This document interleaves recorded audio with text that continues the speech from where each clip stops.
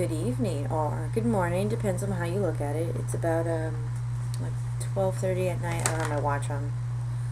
I just got home.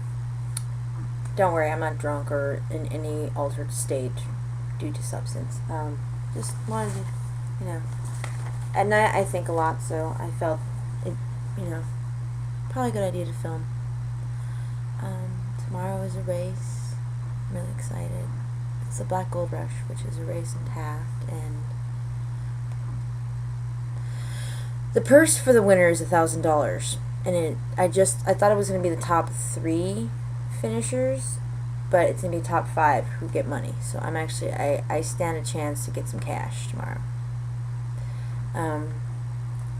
So running's been going good. I've been weight training.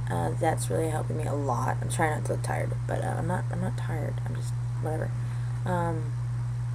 What is it? I have a list that I want to get to things when we talk about things. If you see me outside of the land of blogs, you notice that I carry a book around. It's like this. It's a composition book. Basically, I discovered if I keep all my ideas in one spot, it's easier to reference them back. So I keep it a general run-of-the-mill composition book. On the cover, it says, "We are the music makers and we are the dreamers of dreams." This is a quote that lingers really deep with me, and I like to keep it that way. It's just something close to me that a really long gone friend was very passionate about it. And when I was younger, I didn't understand what it meant. Now I'm kind of getting the gist of it. I don't think it really has one strict meaning.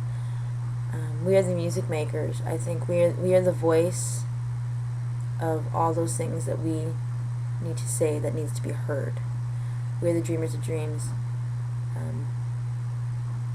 We are the ones that make our ideas happen. We are the ones that need to get things done, and so, all that good stuff. I'm kind of scatterbrained right now, so you're just going to have to hold on with me. Let's see.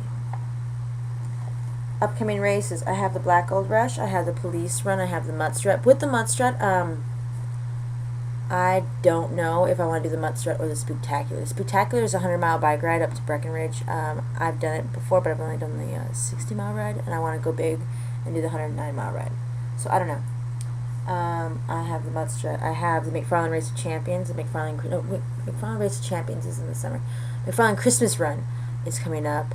Fog Run, Mr. Toad's Wild Run. I missed it last year due to kidney stones. Can you believe that? Kidney stones, yeah, painful.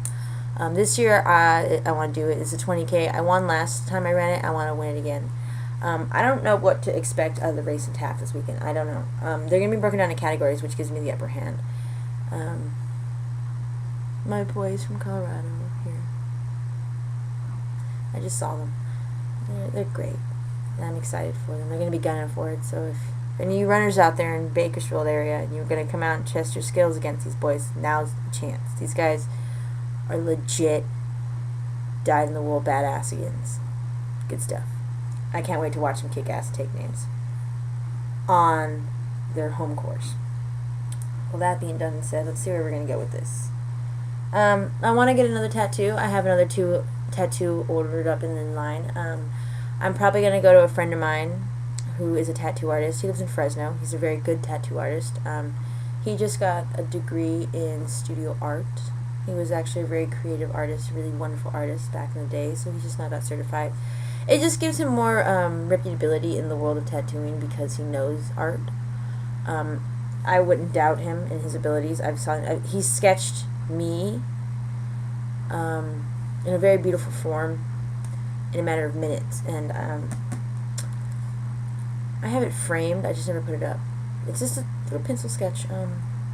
I was asleep, and we were dating, and I was asleep taking a nap, and he came over, took a sketch of me, and when I woke up, there it was. I thought it was the most interesting thing I've ever seen, and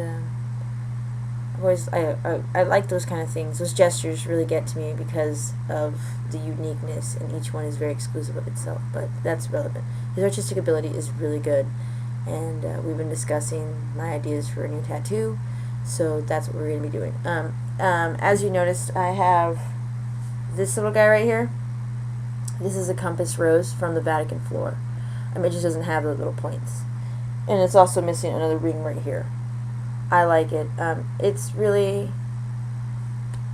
It has two meanings. Basically, it's so that I never lose my way, because if you have a compass, you can never get lost. And it's also for a friend of mine. There was a saying that went with that friend. I would say, "You are the star in the sky," and he would say back, "You are the moon." So this is my way of never forgetting my dear friend. So, to balance it out, because, you know, I don't have anything on this side, and I'm a Buddhist, I will be getting a lotus flower right there with the Om symbol in it, and I'll just standard black ink. I don't want to do color. All my tattoos are in color. I think I should need to do something different. I've always wanted to do something under your shoulder, so I might as well do it. And everybody's like wondering, why don't you get something very similar to, you know, the other one? Why? Symmetry is not exactly something I have going on with me right now, okay? I don't even have the same number of earrings in my ears. My teeth aren't straight, okay? I have a nose ring on one side. I have a scar on my belly that totally, like, messes up the symmetry of my abdominal, like, region. Symmetry is not my strong point. Anyways, your eye is not drawn to symmetry. Symmetry is actually very boring to us visually. It's asymmetry that draws the attention. I don't mean to be an attention whore, but if I'm going to be recognized, it's going to be because I don't blend in. I really don't even need to try, and I don't blend in. I've discovered this. It took me a while, but yeah, that's how I roll. So yeah, tattoos. I have a couple of other ones I want to get. Another one I've been wanting to get for years. Is one on my abdomen from hip bone to hip bone, and I have it written out. In Latin, it would say, "Time heals all wounds," and I think that's a very relevant statement in my life, because in the end, time does heal all the wounds you will ever have. All the legitimate scars of your life. Let's check this out. See that? Those words and some really cool fonts from hip bone to hip bone. You know, that nice way. Why would I get something that says that? One, you know, when we're younger and something bad happens to us, we think it's the most detrimental thing to ever occur in the history of horrible incidences. We get older and we realize, you know, these things aren't so bad. We move on, we recover. You know, the sun still rises in the morning. And over time, the pain goes away. Over time, the scars fade. And over time, it doesn't even exist anymore. So in reality, time does heal all of our wounds, no matter how bad they are. And I've had some pretty deeply gashed, you know, hurts, and time did help that recover, help those scars, you know, smooth over. So time is just, it's really good for us when we're hurting, and things like that will remind me that in the end, I'm gonna be okay. I'm not in any suffering situation right now. I'm just saying, you know, that's just a realistic way of looking at it. Where else am I going with this? I'm not really in a conflicted state right now, which is kind of nice. Usually I have like some kind of inner, you know, demon haunting me, but my conflict is, the conflict that is around me, the conflict that is surrounding me is not within me. I'm seeing and witnessing conflict from the others around me, especially the ones in close proximity to me. Their conflict is not something that's unfamiliar to me. Their conflict is something I've been through many times. And the best thing I could do for them is tell you what I did. And hopefully,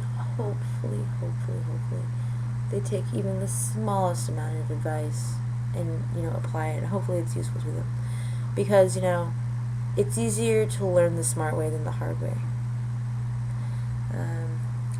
You know, does anybody actually really listen to the voice of reason? No.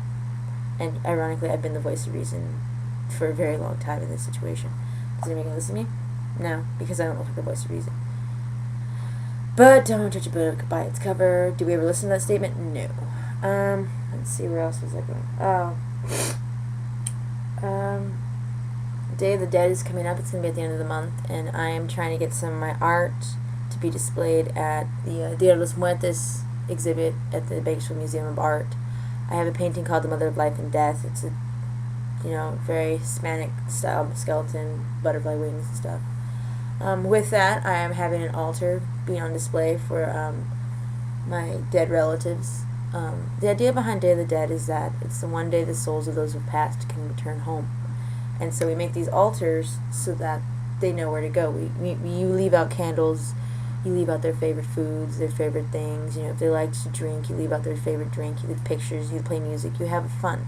And that's the idea behind these things. So I've been really into these type of things because I hang on to my past because I think it is the foundation of who I am. People hate their past. I embrace it. So with that being said, I'm going to go to bed. I'll tell you about my race tomorrow. Have a great evening. Namaste.